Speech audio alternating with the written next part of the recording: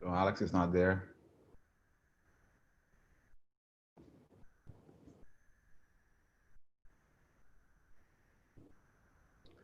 Good evening from Houston.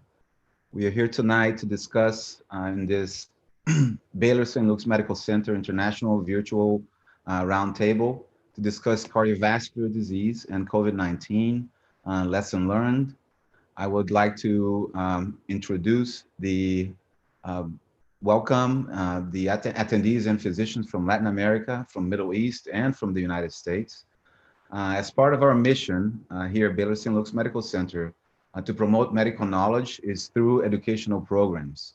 The international services at Baylor St. Luke's in collaboration with Baylor College of Medicine are honored to host this 10th International Virtual Roundtable to our network of physicians, medical societies, and international and medical community. Tonight, we're going to discuss about COVID-19. We do have a first lecture with Dr. Pat Herlihy, who is a critical care specialist over Baylor St. Luke's. Then I will briefly talk about cardiovascular disease, and following that, we're going to welcome our international speakers as well that will discuss some cases. So I would like to introduce our distinguished international panel, Dr. Carlos Herlihy from Peru. He's a clinical cardiologist, graduated of the Universidad Nacional de Buenos Aires. He completed his fellowship in cardiology at the Universidad Peruana Caetano Heredia in Lima, Peru. He's an attending cardiologist at Clínica San Felipe, one of the most prestigious private clinics in Lima, Peru. We would also like to welcome Dr. Gustavo Sanchez Miranda, my friend from Mexico City. He's a cardiologist, graduated from the National Institute of Cardiology. He's also an intensive care physician, graduated from the ABC Medical Center. He's trained with us here at the Heart Institute in heart failure, and he runs the transplant program at the ABC Medical Center in Mexico City. Dr. Alberto Cardenas Ruales, who's a clinical and interventional cardiologist, graduated from Universidad Autónoma de Guadalajara in Mexico. He also completed his fellowship in cardiology at the Universidad Nacional Autónoma de Mexico, and his interventional cardiology in Madrid, in Universidad Complutense. He is joining us from Ecuador. He's an attending cardiologist and an interventional cardiologist at the Hospital de los Valles and Hospital Metropolitano. He's also a professor of cardiology at the Universidad San Francisco de Quito. Welcome, Dr. Cardenas. So without further ado, I'd like to introduce the first lecturer for the night, for the evening, Dr. Pat Herlihy, also a friend of mine, is a board-certified pulmonary critical care specialist at Baylor St. Luke's Medical Center. He's a chief of critical care here. He's also the co-chair of the National Critical Care Council for Common Spirit Health, which is our largest non-for-profit hospital system in the United States. Dr. Herlihy went to Georgetown University and did his pulmonary and critical care at Harvard Medical School. Pat has done a phenomenal job here at St. Luke's in organizing the fight against COVID-19 that has actually united us all to here tonight. Pat, the floor is yours.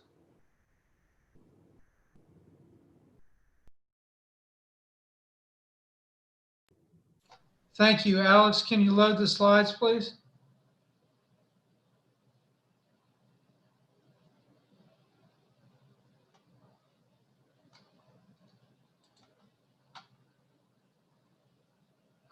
Alex, I'm going to share the screen unless you can load the slides. Is that okay?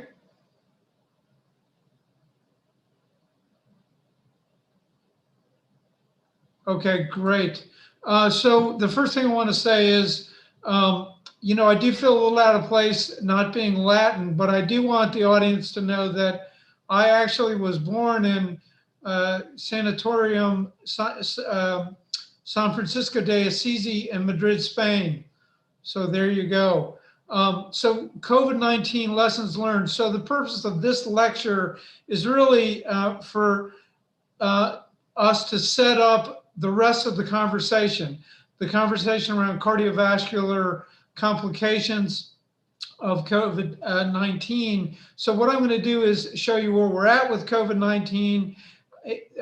Much of this lecture will focus on the very sick COVID-19 patients, some of the therapies that have become established, some of the therapies that have become promising. But again, this is in the service of setting up the larger conversation around the cardiovascular complications of COVID-19. Next slide. Most of you have seen the study, the rise of COVID-19 through this year, through at least the first half of this year. This is a slide that shows different parts of the world and the increase in COVID-19. Next slide, please. This, I think, is a sobering slide and maybe surprises quite a few people who see it. Again, for the first half of this year, you'll notice that COVID-19 is actually the third leading cause of death in the United States. Heart disease, of course, retains its first position, cancer, but COVID-19, think about that, a viral infection, number 3 in terms of mortality for at least through the first half of this year. Next slide. Now I'm going to go through a little bit of epidemiology to show us what we've gone through in the Texas Medical Center. So we had what we call 2 surges so far. So we had an early surge, which was really centered in March, and then we had a big surge, which was really mid-June through mid-August. Next slide. Next slide, please. And this is a graphic of what I just showed. This is COVID positive patients that were admitted to the hospital. Next slide. A little different way of seeing it, just med surge admissions. Next slide. Just ICU admissions. And they all follow, again, the surges. Now, one of the things I've been very interested in is, did we do a better job the second surge? You know, the first surge, the volume was much, much lower than the second surge. But during the second surge, had we learned something? And so to break that down, we looked at our mortality before essentially June, which was 18%, and then after June, which is essentially 10%. So we've almost halved our mortality. So I think we did learn something. Next slide. And I'll go through that a little bit. Now, for this presentation, the data wasn't quite right to get through July, but you can see the trend. Basically, from March through the rest of the summer, our mortality has been coming down. So there are lessons to be learned, and we did learn some lessons. One of the lessons I think that we learned, and one of the data I think that was important to us getting down our mortality, was our ICU admissions. If you notice on this slide, progressively over the months, we've actually decreased our ICU admissions. And I'll speak to why that is in just a minute, but I think that's notable. Ventilator use, similar story. We started around 50%, but we've markedly decreased that over the months that we've been treating COVID. Again, I'll talk a little bit about that, but I think that's important. And then, of course, our mortality in the ICU. So again, that looks like our overall ICU. It's come down. It's leveled off now, sort of in the low 30s. Next slide. Now, internationally, what's really happened in the literature and in the reports is when we started COVID-19 in the ICU, the mortality was 50%, and now most of the reports are 40%. We're a little bit better than that. But think about that for just a minute. 50% mortality, ICU admissions, and we think we're doing much better at 40%. This is actually our ventilator data. So almost 42% of our ICU patients on ventilators die, have a mortality. Next slide. Internationally, with good studies from good centers, it's 43%. Again, think about that. Think about the severity of this disease. Okay, so lessons. What do we know of clinical importance?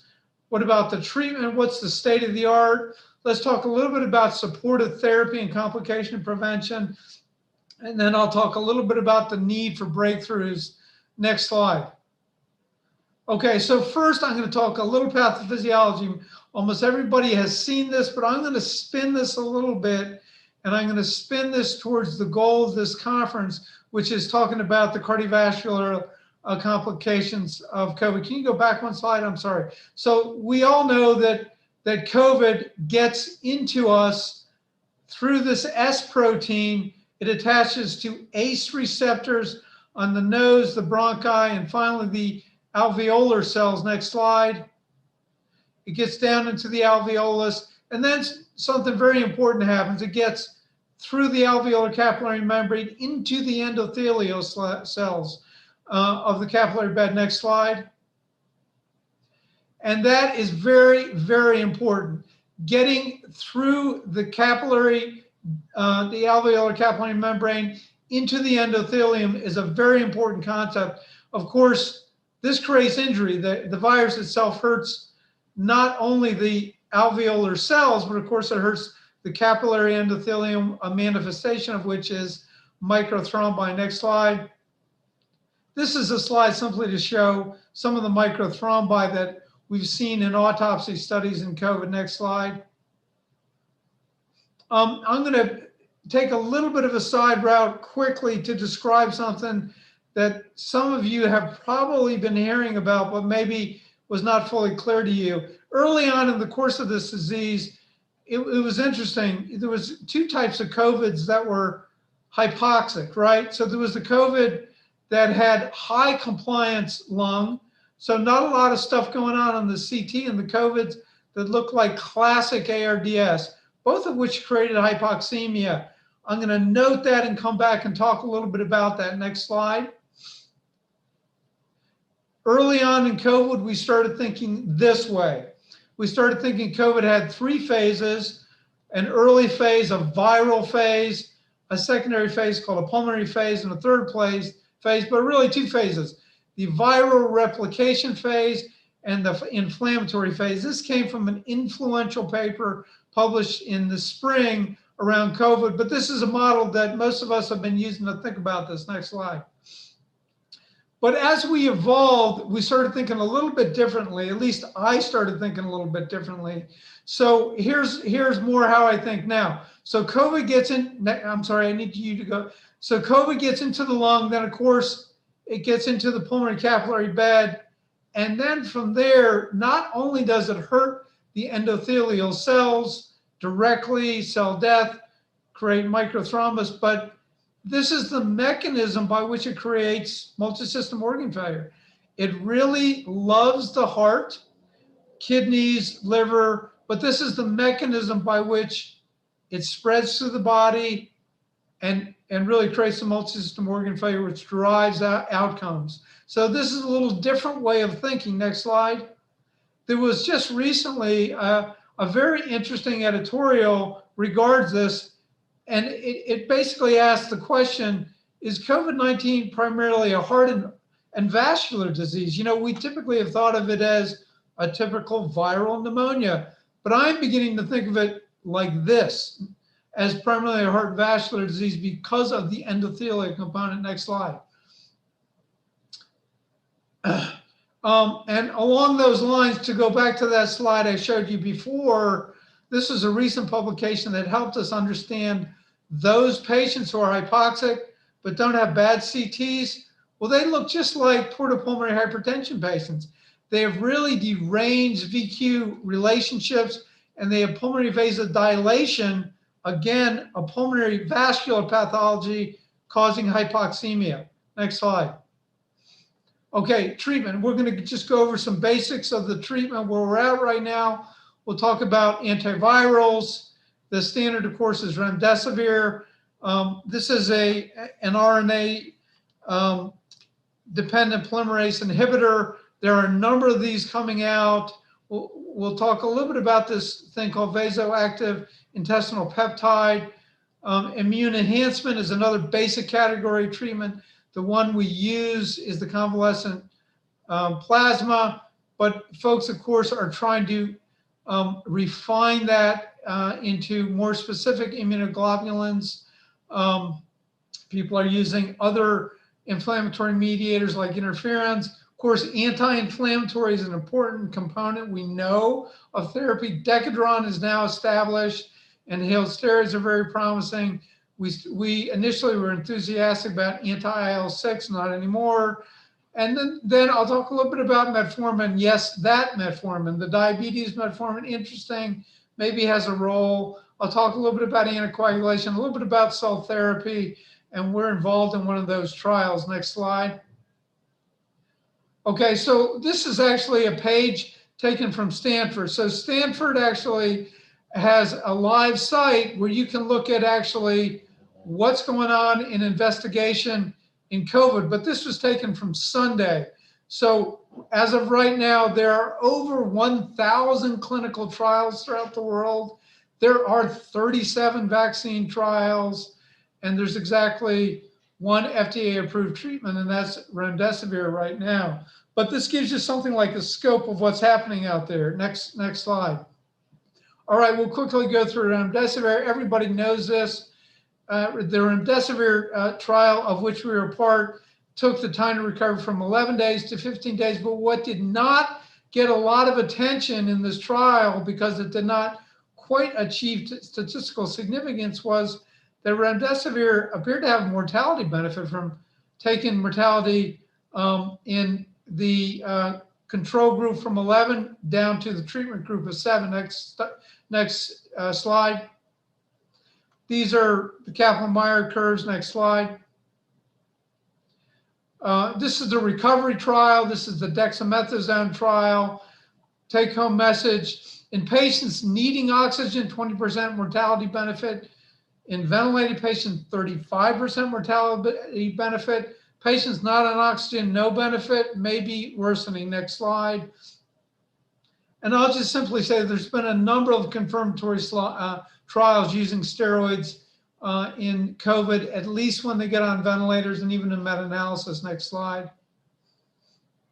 Okay, plasma. So plasma is, so what you're hearing and seeing out there is very confusing.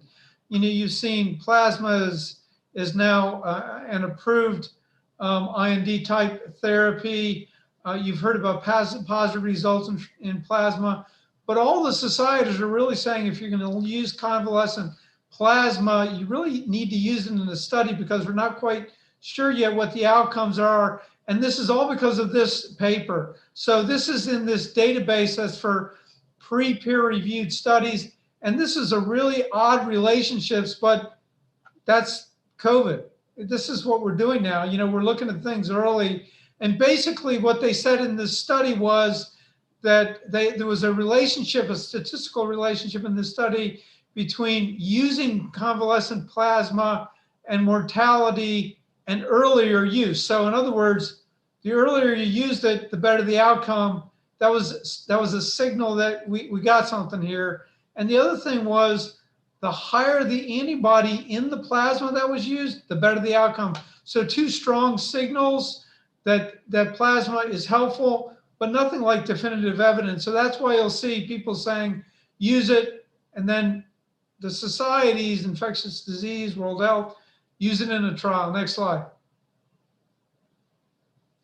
Okay, anticoagulation. So this is very interesting. So like everybody else, I'm sure, we started seeing everything clot early in the course of taking care of these patients. Their central venous catheters clotted, their CRT machines clotted all the time. So we actually developed our own protocol based on some measurements of clotting early in April, and just started using it. But this was a study that came out fairly recently from Mount Sinai, and it was a retrospective observational study. And now out of this, there are two big studies, one from Cornell and one from Columbia, RCTs. But look at this, 50% lower risk of mortality in anticoagulated patients, either just sub-Q prophylactic dose or full therapeutic. So this is a retrospective study, but this is anticoagulation is getting close to standard of therapy in this disease. Next slide. More to follow. I'm going to talk a little bit about metformin. So this is not standard of therapy, but this is very interesting stuff.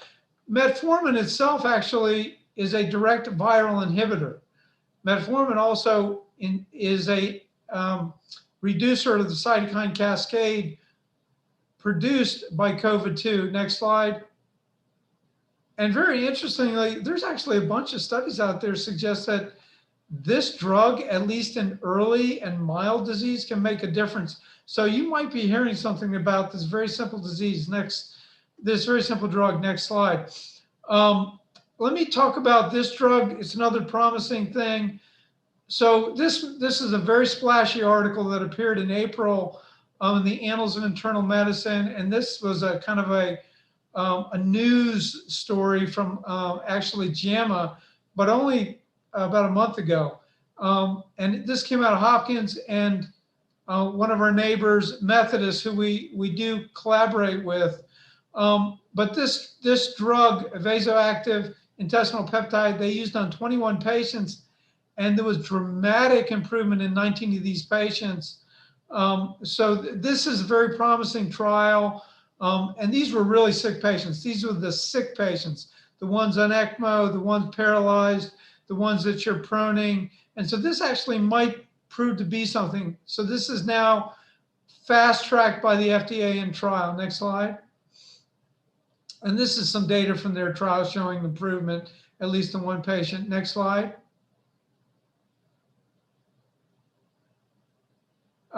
This is a little bit more about a VIP, but a couple things to know that this drug acts in multiple different ways, among which is it appears to directly attack the virus, but it also helps a lot with the inflammatory component of this disease, which may be why it's uniquely effective. Next slide. So you may be hearing a lot about that. T regulatory cells. So these are cells that suppress inflammation. So a lot of interest was gained by a study, again, actually in Annals. 2 patients had a dramatic recovery. We actually were the 3rd people in the world to use this. The company is actually local, and our patient also had a dramatic improvement in this. So this is another one of these therapies maybe that can help us break through for these very, very sick patients. I mean, the ECMOs, the patients on very high level ventilator support, et cetera. Next slide. Okay, so quickly, something to just quickly go over regards treating these patients. When they end up in the ICU, you really need good, vigilant ICU doctors to be taking care of these patients because this pathology affects nearly every organ system. The neurosystem, the CV system, next slide. Pulmonary, renal, a very high percentage of AKI, liver, a lot of secondary superinfections, coagulopathy, and multiple other organs, but those are sort of the main ones. When these patients end up in the ICU, there are very specific treatments, but a lot of it is good ICU care. Next. I'm just briefly going to talk about this because you may have heard something about this in the press. I mentioned that there appears to be 2 different types of COVID pneumonias that cause hypoxemia, a type that causes standard ARDS. And this article is by 2 giants in the field of mechanical ventilation. For those patients with standard ARDS, you treat them with standard ARDS protocols. But those patients who get hypoxic and don't have a bad chest x-ray, those are the pulmonary shunt patients, and they need to be thought of and treated a little bit differently. You really don't need those low volume, high PEEP type ARDS protocols for those patients. Next slide. Okay, and one of the keys we've learned, and this will take you back to my slides, the best mechanical ventilation is no mechanical ventilation. This disease and mechanical ventilation is not a great combination. The mechanical ventilator clearly escalates injury. So we've worked very hard to keep patients off ventilators, and we think that is one reason why we have done so well in terms of outcomes. We use heated high flow oxygen, and we use this thing called the helmet. Many of you have seen or heard of that. Next slide. Next slide. Of course, proning has proved to be very effective. Awake and on the ventilator. Next slide. Next slide. This is actually the helmet. In COVID, it reduced need for ventilation 20% at the University of Chicago. This is in standard ARDS. Next slide. This is what I do when I have a break. I put the helmet on and just, get comfortable. Next slide. So let me talk a little bit about ECMO. That's sort of the ultimate therapy for these patients. Also, the largest database for ECMO in the world runs out of the University of Michigan. They reported a mortality 90 days, 37.4%. These are carefully selected patients. Comparing that to Eolia, that had an overall mortality, this is actually, this is actually survival. 37.4%. This is compared to Eolia that had a survival of 35%. And the patients who did not cross over the original 41%. So your standard severe ARDS has a better ECMO survival than COVID at 37. And that's our experience. Next slide. There was a really interesting paper that was just published using what's called the Protect dual catheter. So most ECMOs for this are VV ECMOs, or put femorally or through an Avalon catheter. These guys use this catheter that takes blood from the right atrium and directly puts it in the pulmonary artery, bypassing the right ventricle. And they had a tremendous improvement in outcomes, kind of speaking to COVID's impact on the right heart. Next slide.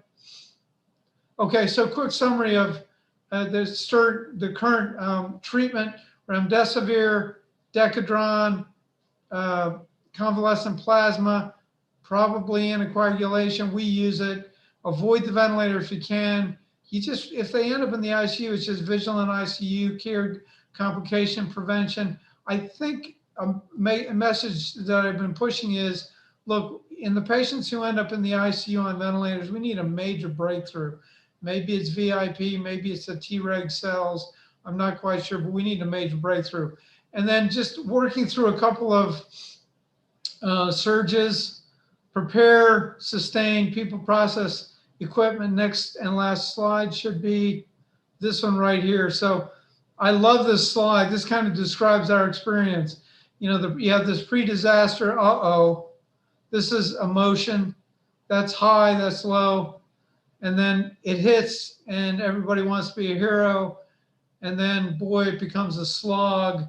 And then you're down here, which is where we were about a month ago, and you start recovering. So that's where we are right now. We're not quite sure what COVID-3 is going to look like in the winter. Something I'd be happy to answer in questions. But that's a quick overview of where we're at with COVID.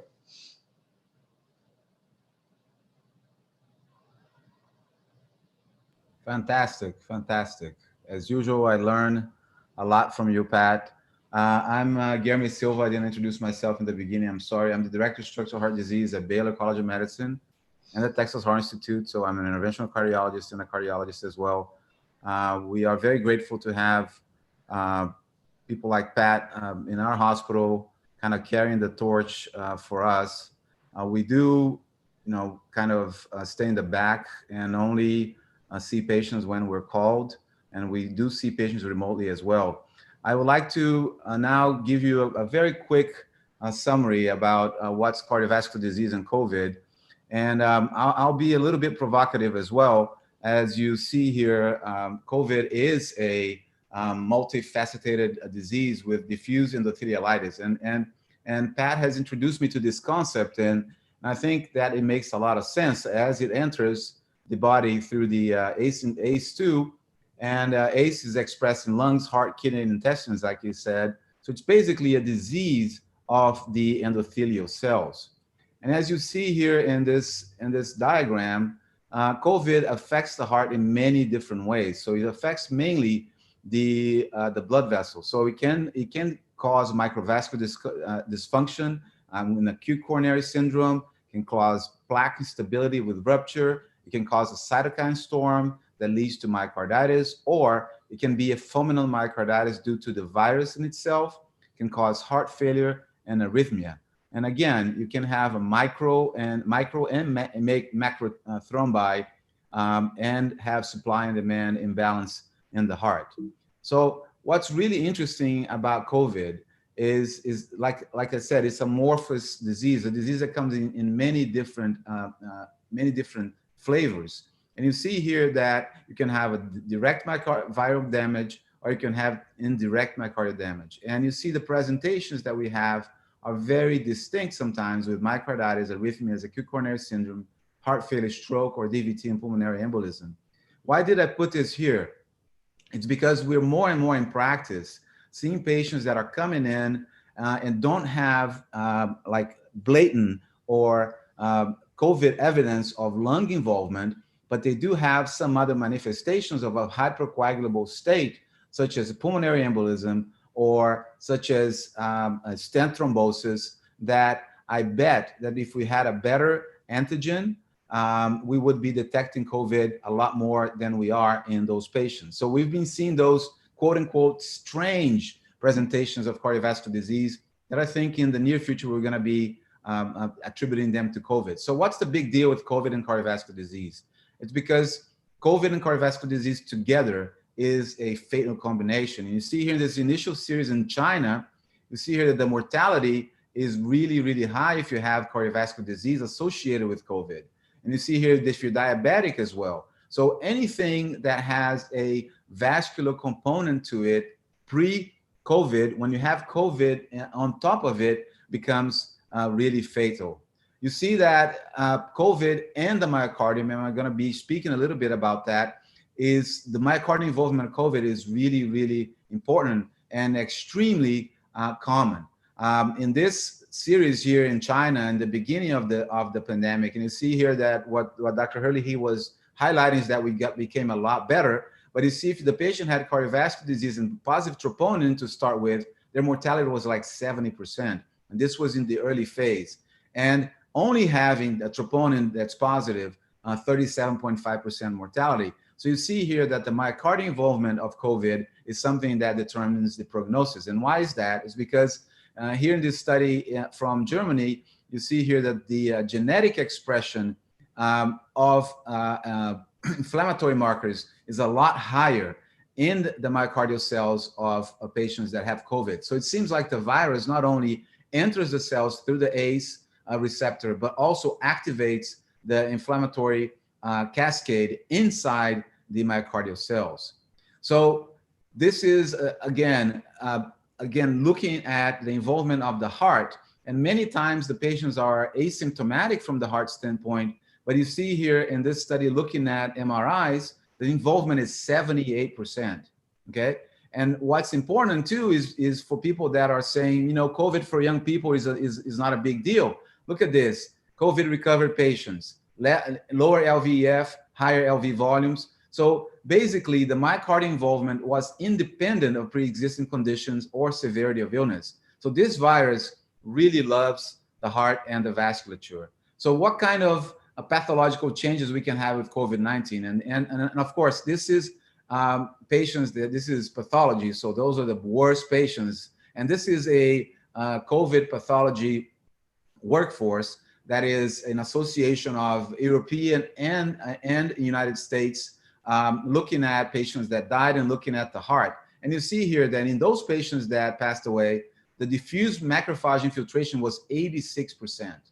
So you see that in those patients that really didn't do well, the heart was very, very much involved. And you also have focal pericarditis and RV strain of 19%. So what are the manifestations of COVID?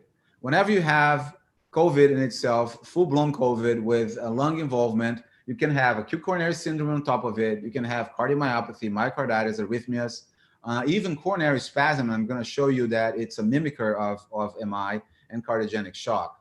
So one of the important things about, again, COVID increases the prothrombotic events and caused by a hyperinflammatory response. And early in the pandemic, the Society of, the SCAI put out this document talking about, you know, access of patients into the system with acute MI. And one of the biggest problems we were having in the United States was basically back in April and March, the drop in STEMI cases was significant. And what we're seeing is that because the patients were not showing up in the hospital, like in Italy, the fatality went up from 4.1% to 13.7%, major complications from 10.4 to 18.8%, and the time to first medical contact was 31.5% in terms of delay. So it's very important that we don't have delay of the treatment, and this is something that needs to be very much told to everybody, because COVID not only kills, in terms of STEMI, but importantly, when you have an ST myocardial infarction in patients with COVID, you see here that the initial presentation of the disease was a STEMI in 85% of the cases. So now when we see a STEMI, one of the differential diagnoses needs to be COVID. And very interestingly, 39% of the times the patient had non-obstructive coronary disease, which means that in 39% of the times they either had focal pericarditis or had microvascular disease, microvascular. And this is going to be commented more, hopefully, during the panel discussion. But the STEMI in COVID patients is a lot different. You see here that there's more thrombus, there's more in-stem thrombosis, and fibrinolysis fails more frequently. So whenever we're looking at COVID patients and STEMI, we do need to use the same way, approach the same way as we did before. In the beginning of the pandemic, there was a lot of discussions if the patient should go to the cath lab, should get fibrinolysis. We now know, and we now basically say, gown up, put your mask on, and let's go to the cath lab. So it's still recommended for STEMI. Go ahead and open the vessel with stent if you can. It does have a lower perfusion rate with fibrinolytics. It's a STEMI mimicker. And again, you have to balance the exposure to multiple providers, but we are basically taking everybody to the cath lab. For non-STEMI, you try to stratify with biomarkers. One of the things, and most of the times we are also taking those patients for coronary angiography. But the highlight of the presentation should be cardiomyopathy in COVID-19. And again, the RV is particularly vulnerable. Changes in RV function have been prognostic. You see here in the study from Mount Sinai, 20% mortality if your RV is involved. Not only that, but if you look at in the single center study with 120 patients in China, not only the transthoracic echo, but also strain imaging, meaning less evident RV involvement, was also a marker of high mortality. But very interestingly, it's very clear that whenever the patient is very sick, is in the ICU and has RV dysfunction, we all know this patient is really sick, and that's a big problem. We're now seeing, and this was just published in Heart, that in patients that are less sick, that are less critical, if you do an echo and you see an elevation in pulmonary pressures with pulmonary hypertension, even mild pulmonary hypertension, regardless if they have RV dysfunction or not, those patients have a higher event rate. And this might be a marker of a microthrombi in the pulmonary circulation. And that might be what's causing those patients to be, have a worse prognosis. So just to kick off the discussion, we know that cardiovascular disease and COVID are a fatal combination in many times. COVID is a cardiovascular disease, and I'll be bold to say that, Pat. It enters through the lungs, but it's ultimately what will kill the patient in many instances is pulmonary emboli, a STEMI, RV dysfunction, pulmonary hypertension, and I'd like then to stop here and kind of open a little bit of discussion, and then also address the question. So at this point, I would like to again reintroduce our panelists. I believe that they might have some experience to share with us. I'd like to start with Dr. Herlihy from Peru. What are your impressions about COVID and about what you've seen in terms of the cardiovascular system? Dr. Herlihy? Thank you so much, and congratulations both for this amazing presentation. Yeah, as you mentioned, COVID-19 infection is a vascular problem, is a cardiovascular problem.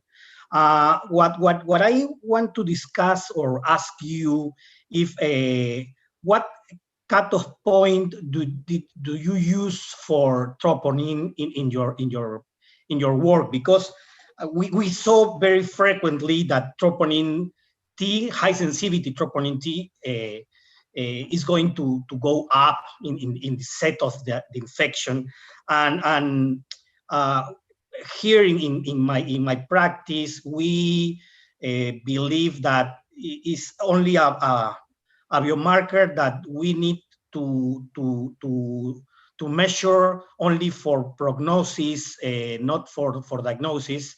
So a value of 2 or 3 times over the normal values, we think that we don't need to work up later for another diagnosis.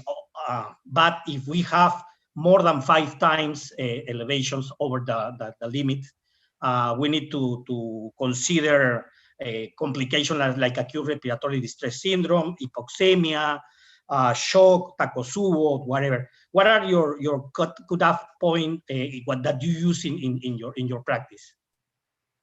Pat, you want to take this one? Well, so first of all, we follow troponins by protocol, and so there's 2 criteria. One is low and high. So we've seen patients with low troponins, and we'll get an EKG and we'll see the changes, and that's a trigger to go to the cath lab. Then otherwise, our troponin level, we don't have a hard cutoff, but when troponin levels certainly get above 10 or certainly above 60, that's a go. As an independent factor. Guillermo, what do you think? I think that you need to associate the troponin with the LV function, LV and RV function. Right. So it's very, it's the same thing as when the patient has a intracerebral bleed and has a high troponin.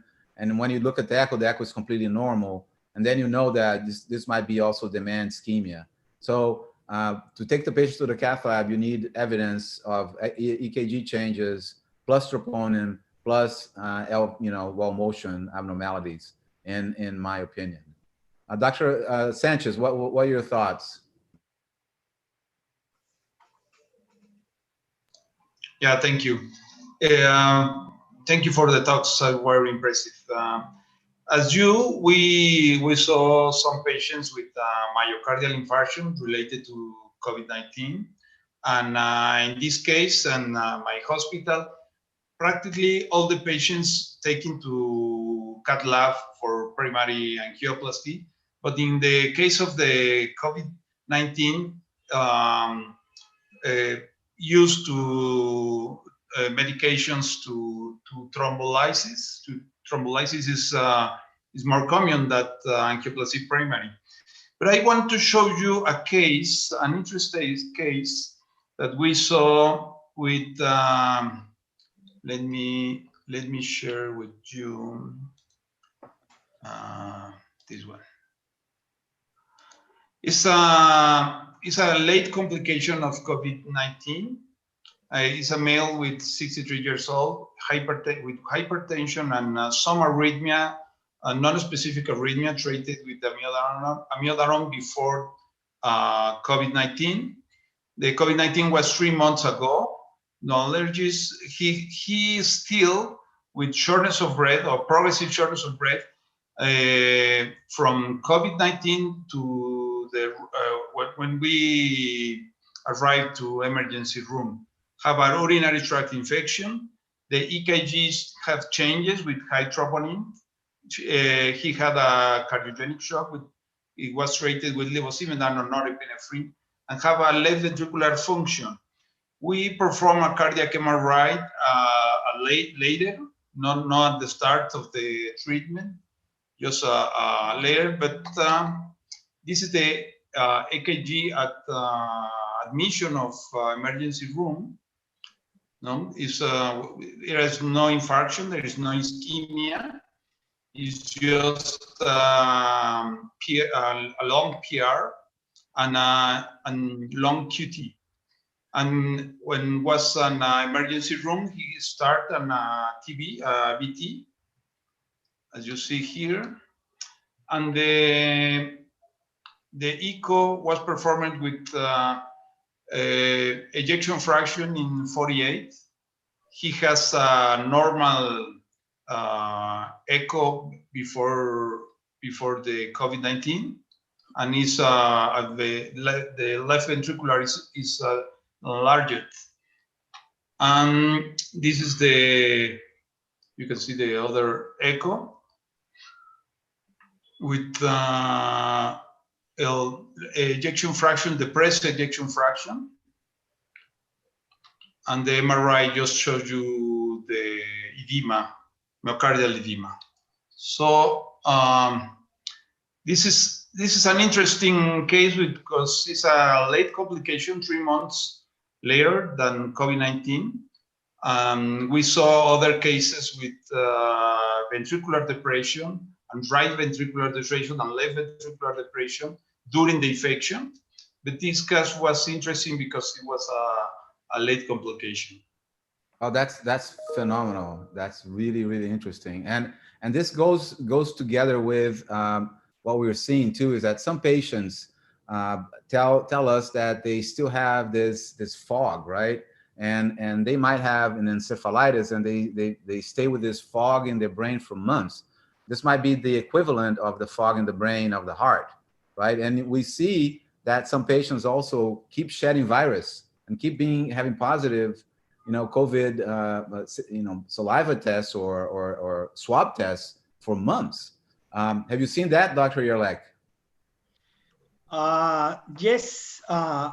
What I saw in my practice is we don't know we don't know a lot for this new virus, and what we are facing in our consultation in the clinic is people came to our office as the doctor mentioned, 2 or 3 months after the infection, with a lot of different symptoms that persist over the time, not only related to the cardiac muscle, also the brain, the intestine with diarrhea, for all these receptors that the virus has in the gut.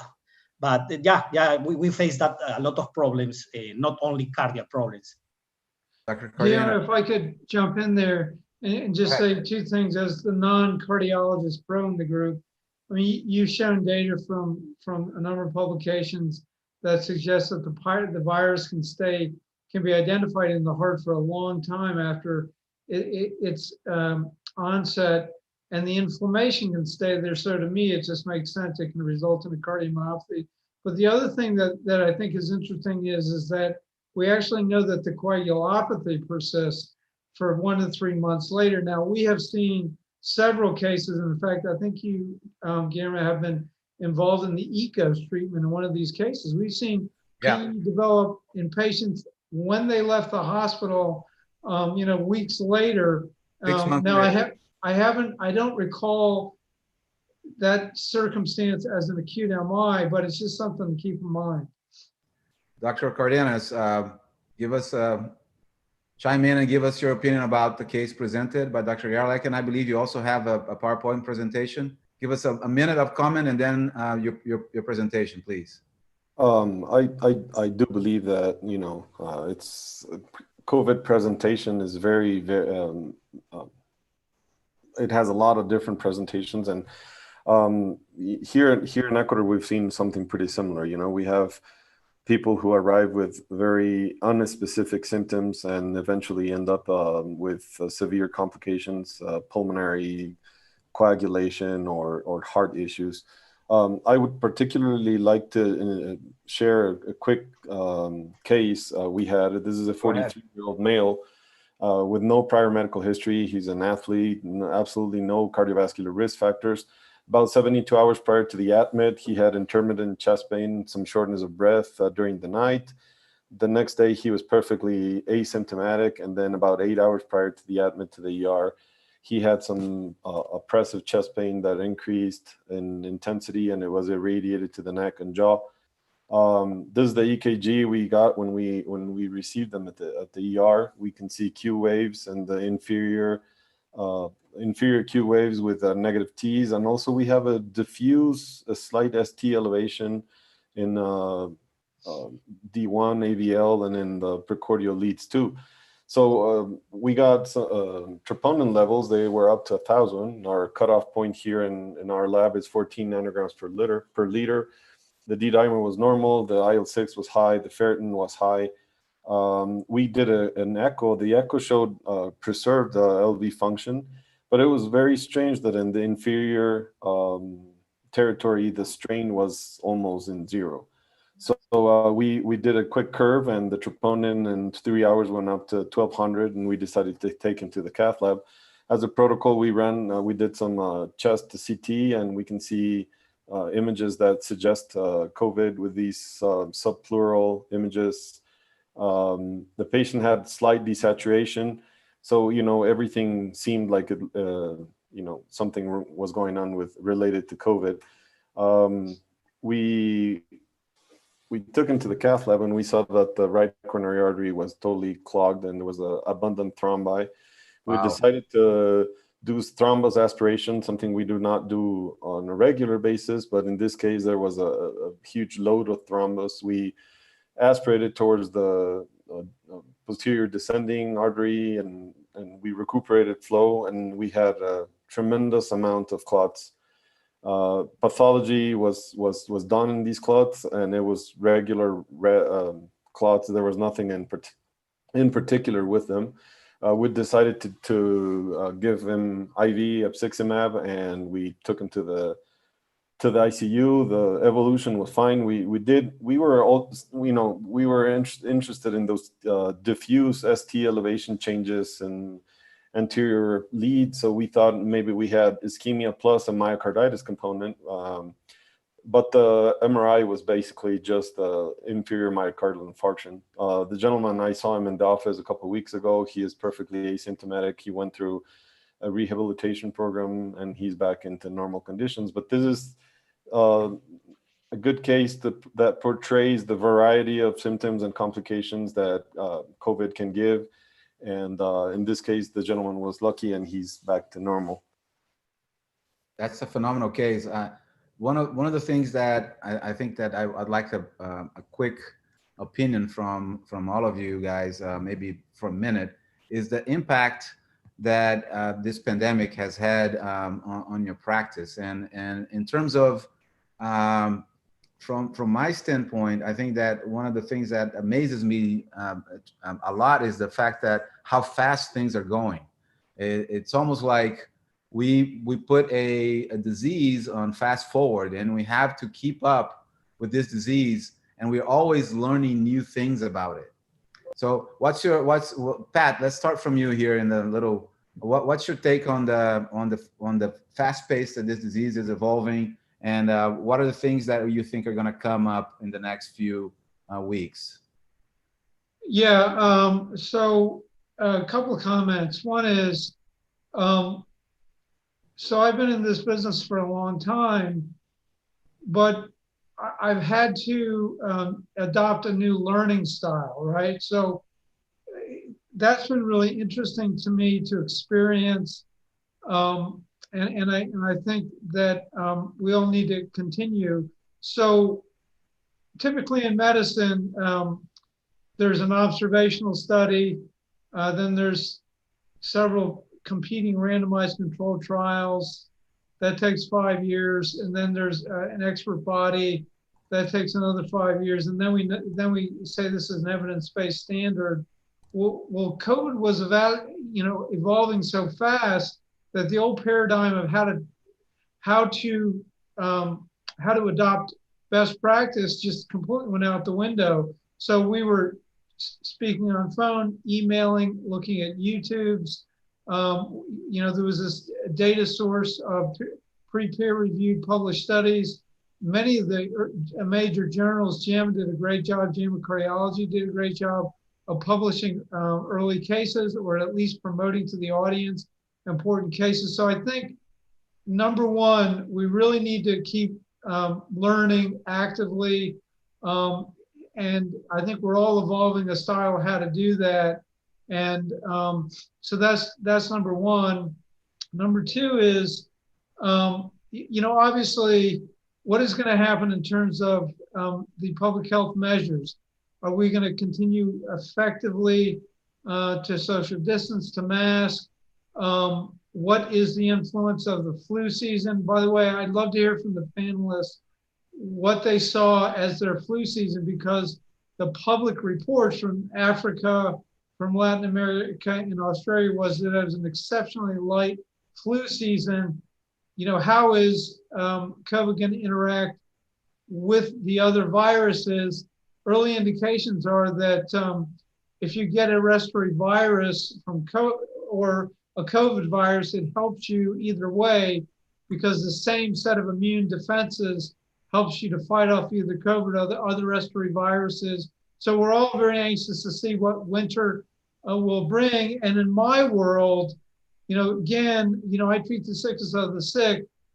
As an institution, we've improved, fairly dramatically, as I saw, but a lot of that was just pre-ICU. It's Decadron, it's interferon, it's convalescent plasma. When they got to the ICU, a lot of it was good ICU care, but I need a breakthrough in those super sick ARDS patients. I need something. So that's what I'm looking for. Dr. Sanchez, give us your take in the evolution of the data, and what's your opinion about flu, and how's Mexico doing, or what's your take in the future, the near future? The near future. Yes, well, right now in Mexico, you means the flu vaccine or something? No, the flu season. The interaction between flu season and COVID? The flu season is just started in Mexico, like in other places, but we start with the vaccine to the medical staff or medical hospital staff, or the hospital staff first. And then we expect to have a shortness of vaccine numbers, probably, and it could be a problem. Like in other places, there are a group of people that don't want the vaccine, and flu or COVID or whatever. So we have that problem right now. And in Mexico, I don't know in other countries, but there wasn't afraid to go to the hospitals. So the patients with COVID don't want to go to the hospital, and we have a lot of people dying in your house or in other places, not a hospital. So that's a big problem, because we have a lot of people with no medical attention, and the hospital are busy, but not are completely full, because that reason, because the people is not going to the hospital. Very interesting. Very interesting. Yeah. We have a comment here from the audience, from Manuel Ricaño Calemayor. It's probably from Mexico. Yeah, Manuel Ricaño helped me with the case, with that case that we presented. Yeah, I want to say thank you, Manuel Ricaño. He's saying that great cases, Dr. Sanchez, and he's also saying that you're seeing pulmonary embolism in young patients with no risk factors. Dr. Cardenas, what are your takes in the presentation of COVID and in the evolution of the data? Do you think we're going to be seeing a lot more STEMIs in young people because of COVID? I think it's highly likely. I was talking to my professors in Madrid. They were hit pretty hard at the beginning. They were amazed with the amount of mechanical complications like free LV wall rupture and heart failure after MI and cardiogenic shock due to late presentation. That's something that here we've tried to do a campaign and educate people to actually go to the hospital. I tell sometimes people that it's safer to go to a hospital, COVID contagiousness wise, than going to the supermarket. So they can feel comfortable and go to the hospital and get attention. On the interventional cardiology side, I think that the safety protocols for the cath labs and the personnel have been very interesting how they evolved. The beginning, they were suggesting to use fibrinolysis, and then, we're doing now regular primary angioplasty. It's sometimes kind of scary, a cath lab has a positive pressure due to the AC and all the way that the cath labs are designed. So it's a very good place to get infected if you're health personnel. So we've made some really strict measures among our staff, and so far we haven't had any cases. I think that the way I tell the staff is, you have to take universal measures, like if you were attending any patient with any other contagious disease, just like we do wearing gloves. And imagine everybody has COVID, and that way you be safe. I think that we have to develop another sense to always think in a suspicious way, and always think about COVID, because it has unusual presentations, and I think it's evolving. Another interesting thought is the whole pharmacological deal of what has been used. We don't have as much as a strict guidelines like FDA and EMA do in Europe. And here we still see people using hydroxychloroquine. We have seen a lot of complications due to that in some cases. Some other cases have gone well. But, it'll be interesting to see how it evolves. And like Dr. Herlihy says, I think it's important to wait for that breakthrough. And hopefully the vaccine is going to also stop this from growing. Okay, Dr. Yerlich, do you have any comments about hydroxychloroquine and ACE inhibitors? And getting the explanation of Dr. Herlihy, what we are dealing is, at the beginning of this pandemic, we didn't know if one pharmacological treatment could work or not. For example, in the treatment of hypertension, we faced the dilemma of continue using the antihypertensive or stopping, because as you explained very, very good, the virus use the ACE receptor. So at the beginning, we believe, okay, if we continue giving the antihypertensive, like ACE inhibitor or angiotensin receptor blockers, maybe we could worsen the clinic scenario of the patient. Other physicians believe that we need to continue, because if we block the angiotensin 2, all the cascade going to angiotensin 1 to 6 that promote vasodilatation and antithrombotic support. So we now have, for example, the Brace Corona, the study that just published or presented in the ESCB Congress 2020. And what Renato Lopez from Brazil did in this amazing study, he randomized, with the Duke University support, he randomized more than 600 patients who were in treatment with ACE inhibitors or ARB in mild or moderate COVID disease. And what he found after a small period, because that the study was developed very fast in order to present the data and show us, definitely he answered this dilemma that we had in the future, in the past, sorry. So the results are the same. We need to continue with antihypertensive and not stop it, because both arms of the study match the same endpoint regarding survival or hospital discharge. So I think that we now have some evidence that at the beginning of this pandemic, we didn't know what to use or what to do. Okay, well, I agree. I agree wholeheartedly. I think that I had a lot of questions from patients asking about its inhibitors. I think the societies did very well of not backing down and saying, go ahead and keep doing it. I would like one final last thought, and I'm not going to do like, I'm not going to interrupt anybody.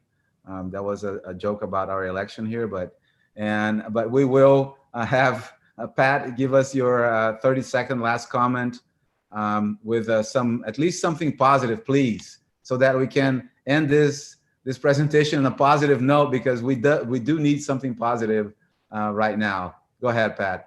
Well, first of all, thanks for the opportunity to be part of the panel. I actually learned a lot from your presentation, Guillermo, and all the panelists. That's really helpful to me. So whether or not there is an antiviral that achieves the level of efficacy of our standard antibiotics, or whether or not we learn to manage the complications, I am confident that we'll get there with commitment and the efforts that I demonstrated from that Stanford site. Here at Baylor alone, there are 17 active intervention trials, not to mention observational and database trials. We're going to get there. We'll get it. And I laud all those providers who have the courage to take care of these patients. Every one of them is a hero. Thank you so much. Gustavo, any last, Dr. Sanchez, any last words? Yes, well, thank you for the invitation. I am very great to stay here.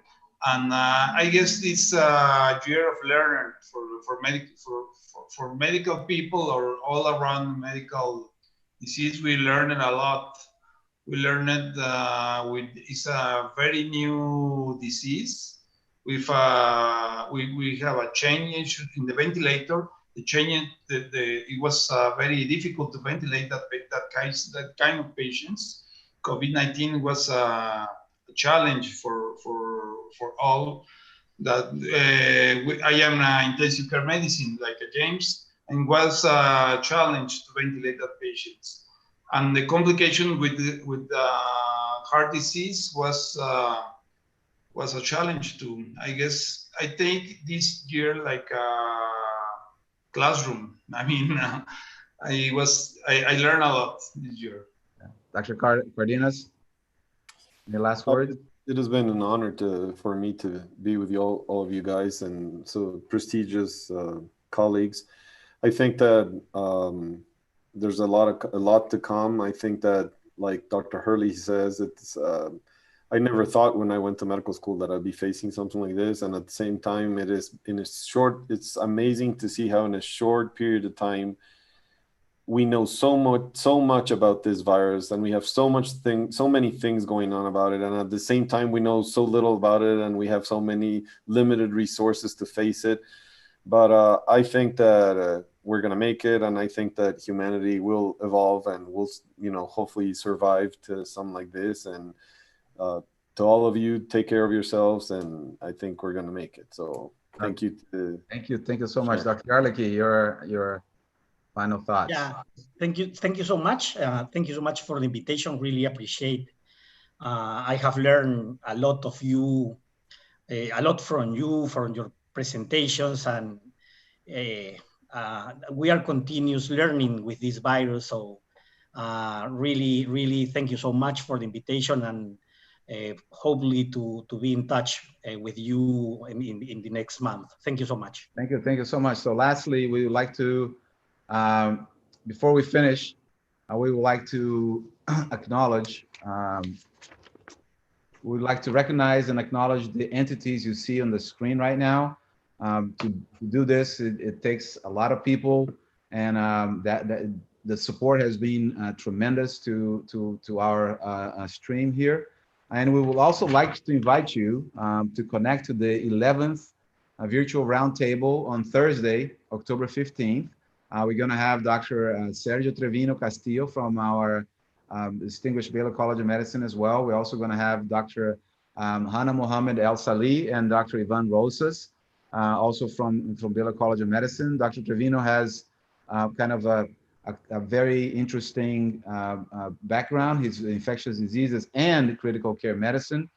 So I for sure will not miss this one because it's going to be a lot of fun. And thank you so much for everybody for tuning in. And again, be safe. And we will have a better 2021 once we figure this virus out and we get it going. Appreciate it. Thank you. Good night to everybody.